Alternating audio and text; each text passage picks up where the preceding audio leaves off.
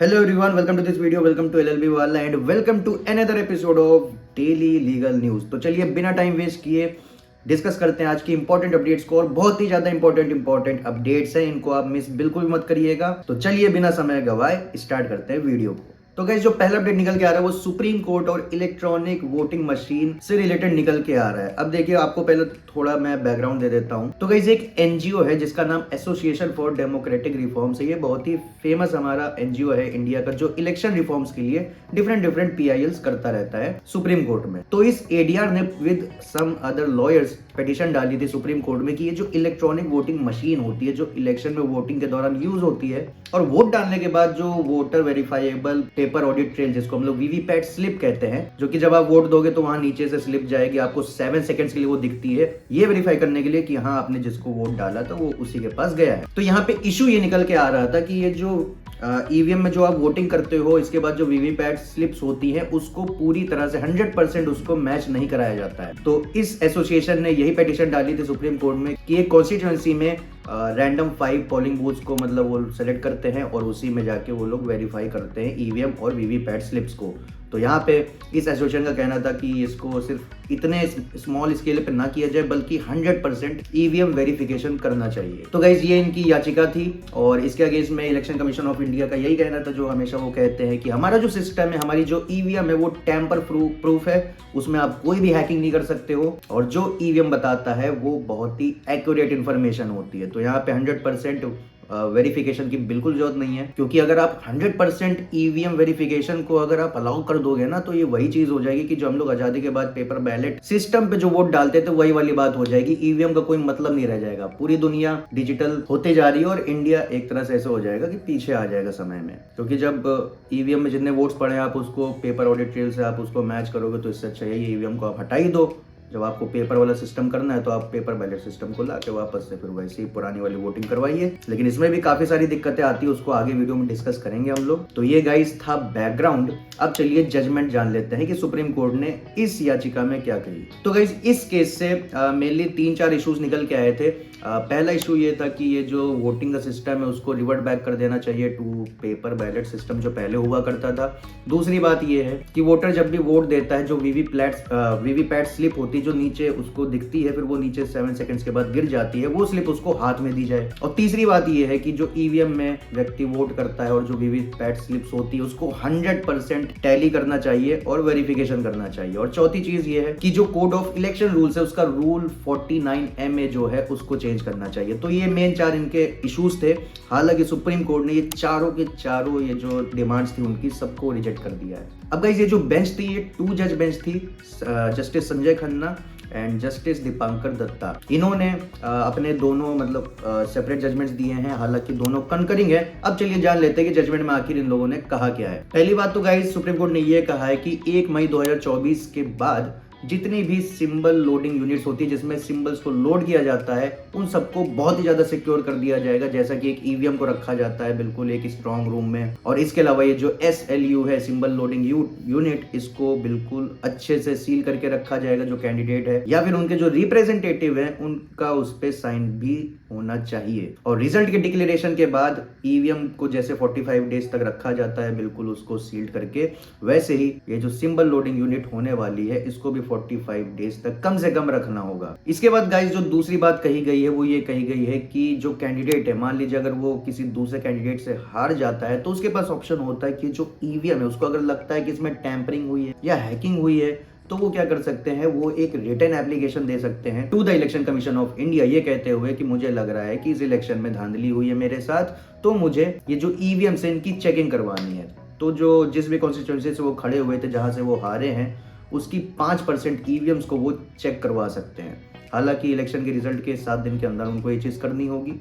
इसके अलावा जितना भी खर्चा आएगा ये चीज करवाने में इलेक्शन कमीशन ऑफ इंडिया उनको नोटिफाई करेंगे, वो सारा खर्चा उनको देना पड़ेगा। फिर जब चेकिंग पूरी होगी, सारा वेरिफिकेशन होगा, अगर पाया जाता है कि यहाँ पे कोई भी टैंपरिंग नहीं थी, तब यहाँ पे जो कैंडिडेट है उसको उसका पैसा भी नहीं मिलेगा और इलेक्शन की जो सैंक्टिटी है वो भी अपहेल्ड हो जाएगी। लेकिन मान लीजिए यहाँ पे अगर टैंपरिंग पाई जाती है तो उस कॉन्स्टिट्यूएंसी पे फिर से इलेक्शन करवाए जाएंगे, प्लस जो खर्चा आया था जो कैंडिडेट ने पे किया तो उसको उसका रिफंड नहीं मिलेगा। प्लस ये जो ईवीएम मशीन है इसके जो मैन्युफैक्चरर्स हैं उसके इंजीनियर्स आके इसको वेरीफाई करेंगे, प्लस जब वेरिफिकेशन हो रहा होगा तब सामने जो कैंडिडेट्स है या फिर इनके रिप्रेजेंटेटिव्स हैं वो भी वहां पे मौजूद हो सकते हैं वेरिफिकेशन को देखने के लिए अपनी आंखों से। तो गाइस ये है पूरा जजमेंट, ये दोनों डायरेक्शन सुप्रीम कोर्ट ने दिया और जो 4 इश्यूज मैंने आपको बताया था वो सबको रिजेक्ट कर दिया सुप्रीम कोर्ट ने।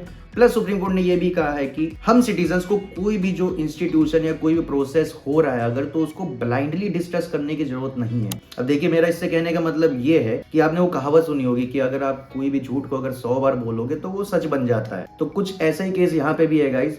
आप अगर ईवीएम वाला इशू देखोगे तो ये जब से लॉन्च हुआ है तब से हर इलेक्शन पे इसके सैंक्टिटी, इसके जो एक्यूरेसी है उसके ऊपर हमेशा उंगली उठाई जाती है। और गाइस ये पूरी पॉलिटिक्स है। आपको मैं एग्जांपल दे देता हूँ बीजेपी का। बीजेपी 10 साल से यहाँ पे रूल कर रही है, लेकिन 10 साल से पहले जब उसकी सरकार नहीं थी, जब कांग्रेस पावर में थी, तब बीजेपी बोलती थी कि ये ईवीएम है, ये टेम्पर्ड है, ये इसमें हैकिंग हो गई है इसलिए हम हार गए हैं। वहीं पे कांग्रेस कहती थी कि नहीं, ये जो ईवीएम ये बिल्कुल सही चीज है, बिल्कुल सही एक्यूरेट चीज है। लेकिन जब पासा पलटता है, कांग्रेस पावर से हटती, बीजेपी पावर में आती, तब कांग्रेस बोलती है कि ईवीएम खराब चीज है, ईवीएम में टेम्परिंग हुई है, ईवीएम हैक हो गई है। वहीं पे बीजेपी अपना अलग स्टैंड लेती है कि भैया सब कुछ बिल्कुल फुल प्रूफ है, सब कुछ बढ़िया है, चंगा सी। तो गाइस ये सारी चीजें हैं। आप हर इलेक्शन में देखोगे तो ईवीएम के ऊपर क्वेश्चन मार्क उठाया जाएगा। हालांकि अभी तक कुछ प्रूव नहीं हुआ है कि टेम्पर उसके साथ कभी हुआ है। आप 2019 का इलेक्शन देखोगे, वहां पे भी कई सारी पिटीशन सुप्रीम कोर्ट में डाली गई थी। 2024 चल रहा है, आप मेरे डेली एपिसोड्स देखोगे तो वहां पे आपको देखने को मिलेगा कि ज्यादातर जो अपडेट्स आ रहे हैं सुप्रीम कोर्ट से वो इलेक्शन से रिलेटेड ही हैं। और अभी इसके बाद जो मैं अपडेट्स डिस्कस करने वाला हूँ मैक्सिमम सब इलेक्शन से रिलेटेड है। तो यही चीज है, आप बार बार हर जगह सुनोगे ना कि ईवीएम खराब है, ईवीएम टेम्पर्ड है, ये सब जो भी अपोजिशन का आप सुनोगे तो आपके दिमाग में वो बन जाता है कि हाँ कुछ तो बात है इसमें। तो सुप्रीम कोर्ट का यही कहना है कि आप ब्लाइंडली किसी भी इंस्टीट्यूशन को या प्रोसेस को या किसी भी चीज को डिस्कस ना किया करिए विदाउट एनी एविडेंस। और सुप्रीम कोर्ट ने यहाँ पे पूरा एविडेंस देखते हुए, सारे रिकॉर्ड्स को देखते हुए ये जजमेंट दिया है। इसके बाद गाइस एक डिमांड सुप्रीम कोर्ट में ये भी रखी गई थी कि ये जो वीवीपैट स्लिप्स हैं इनका मैनुअल काउंटिंग करवाना चाहिए। तो गाइस इस पे सुप्रीम कोर्ट का कहना है, मतलब इसको तो पहले तो रिजेक्ट कर दिया है, लेकिन रीजंस बताता हूं आपको कि सुप्रीम कोर्ट ने इसको क्यों कैंसिल आउट कर दिया। पहला रीजन तो ये है कि अगर हम लोग मैनुअल काउंटिंग अगर स्टार्ट कर देंगे वीवीपैट स्लिप्स का तो इसमें बहुत ज्यादा समय लगेगा और जो रिजल्ट है वो भी बहुत ज्यादा डिले हो जाएगा इलेक्शन का। दूसरी चीज ये है कि इस काम को करवाने के लिए बहुत ज्यादा मैन पावर लगेगी, ऑलमोस्ट डबल लग जाएगी जो अभी लगती है। और अगर आप इलेक्टोरल बेस अगर इंडिया का देखो तो अराउंड 97 करोड़, उतना स्लिप्स को काउंट करना उतना ये फिजिबल नहीं लग रहा है। इसके बाद जो तीसरी चीज वो ये है कि इसमें ह्यूमन एरर का चांस बहुत ज्यादा है। प्लस इसमें यहाँ पे डेलिब्रेट मिस्टेक भी हो सकता है, जानबूझ के स्लिप्स को गलत काउंट कर सकता है। तो इस चीज का बहुत ज्यादा प्रोबेबिलिटी रहेगा कि यहाँ पे बहुत ज्यादा धांधली हो सकती है। इससे बहुत बढ़िया तो ईवीएम ही है फिर। इसके बाद गाइस एक और चीज है कि मान लीजिए हम लोग ये मैनुअल काउंटिंग करवा देते हैं तो इससे क्या होगा कि जहाँ पे ह्यूमन चीज आ जाती है वहां पे बहुत ज्यादा लोग क्वेश्चन भी उठाने लगते हैं। तो मान लीजिए अगर काउंटिंग करवा के रिजल्ट वहां पे पब्लिश भी करवा देते हैं तो 100 पिटीशन और सुप्रीम कोर्ट में आ जाएगी कि भैया यहाँ पे मिस्टेक हुआ है, ये व्यक्ति ये इनके जानने वाले हैं तो इन्होंने यहाँ पे गलत किया।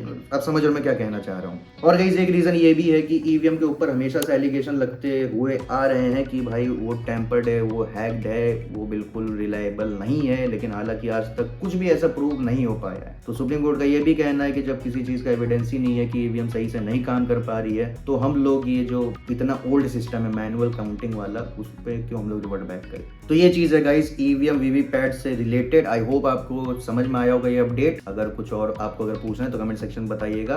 अब चलिए बढ़ते हैं अपने नेक्स्ट अपडेट पे। इसके बाद गाइस जो नेक्स्ट अपडेट निकल के आ रहा है वो भी सुप्रीम कोर्ट से निकल के आ रहा है और वो रिलेट करता है with our prime minister Narendra Modi. अब देखिए दिल्ली हाई कोर्ट में एक पिटीशन डाला गया है जिसका कहना है कि ये जो प्राइम मिनिस्टर नरेंद्र मोदी हैं उनको इस लोकसभा इलेक्शन 2024 से डिस्क्वालीफाई कर देना चाहिए। अब चलिए पहले रीजन को जान लेते हैं कि क्यों डिस्क्वालीफाई करना चाहिए। जो पिटिशनर है इसमें आनंद जोंधल है, ये भी एक लॉयर है बाय प्रोफेशन। तो इनका कहना है कि अभी रिसेंटली 9 अप्रैल को उत्तर प्रदेश में प्राइम मिनिस्टर नरेंद्र मोदी जी ने एक स्पीच दिया था जिसमें उन्होंने बहुत ही ज्यादा रिलीजियस हेटेड आप कह सकते हो बहुत ज्यादा फैलाया। प्लस सिर्फ इतना ही नहीं, इन्होंने रिलीजन के नाम पे वोट्स भी मांगने की कोशिश किए हैं। प्लेसेस ऑफ वर्शिप जो धार्मिक स्थल होते हैं उसके नाम पे भी वोट मांगने की कोशिश की है जो कि कंप्लीटली अगेंस्ट जाता है with the model code of conduct जिसको आचार संहिता भी हम लोग कहते हैं जो कि अभी लागू है। और क्योंकि इनके हिसाब से मोदी जी ने मॉडल कोड ऑफ कंडक्ट का वायलेशन किया है तो इसलिए इन्होंने रिप्रेजेंटेशन ऑफ पीपल एक्ट का भी वायलेशन किया है जिसके तहत ये सुप्रीम कोर्ट से एक्सपेक्ट करते हैं कि supreme court election commission of India को डायरेक्शन दे कि इसके ऊपर एक्शन लिया जाए और इस एक्ट के तहत इनको डिस्क्वालीफाई कर दिया जाए for the coming next 6 years और प्लस इनको इस इलेक्शंस में भी डिस्क्वालीफाई कर दिया जाए। तो ये इनकी याचिका है पूरी। और इसके अलावा इनका ये भी कहना है कि प्राइम मिनिस्टर नरेंद्र मोदी पूरे देश का यात्रा कर रहे हैं, हर जगह वोट मांगने जा रहे हैं, ठीक है कोई दिक्कत नहीं है, लेकिन ये जो हमारे सरकारी एयरक्राफ्ट है, सरकारी हेलीकॉप्टर्स हैं, उससे जा रहे हैं, जो कि गवर्नमेंट ऑफ इंडिया का एसेट है, जिसको नहीं यूज करना चाहिए इनको। तो ये भी इनका एक डिमांड है। प्लस इन्होंने कहा कि मोदी जी ने अपनी स्पीच में कहा था कि हमने राम मंदिर बनवाया है, हमने करतारपुर साहिब कॉरिडोर बनवाया है, हमने अफगानिस्तान से गुरु ग्रंथ साहिब की कॉपीज है वो भी हम आपको लेके आए हैं। तो यहाँ पे कुल मिला के इनका कहना है कि हिंदू भगवान के नाम पे, हिंदू जो धार्मिक स्थल है, सिख जो धर्म है, इन सब के नाम पे वोट मांग रहे हैं वोटर से। प्लस इसके अलावा अपोजिशन के ऊपर भी धार्मिक अटैक कर रहे हैं। ये कहे कि ये जो अपोजिशन है ये हमेशा मुस्लिम्स का ही सपोर्ट करता है, हिंदू को सपोर्ट नहीं करता है, और हिंदू यहाँ पे मेजोरिटी में है तो हिंदू के साथ अत्याचार हो रहा है, ऐसा इस सब पिटीशन में इन्फर किया गया है। और इसके अलावा सेक्शन 153A ऑफ IPC भी मोदी जी के ऊपर लगना चाहिए, जो कि बात करता है promoting enmity between different religious groups, तो वो धारा भी इनके ऊपर लगनी चाहिए। प्लस ये भी इनकी याचिका है कि इसके ऊपर जल्द से जल्द एक्शन लिया जाए, क्योंकि अभी लोकसभा इलेक्शन चल ही रहा है, फेज 2 अभी खत्म ही हुआ है, आप जानते ही हो, तो जल्द से जल्द इस पे एक्शन लिया जाए क्योंकि इलेक्शन चल रहा है।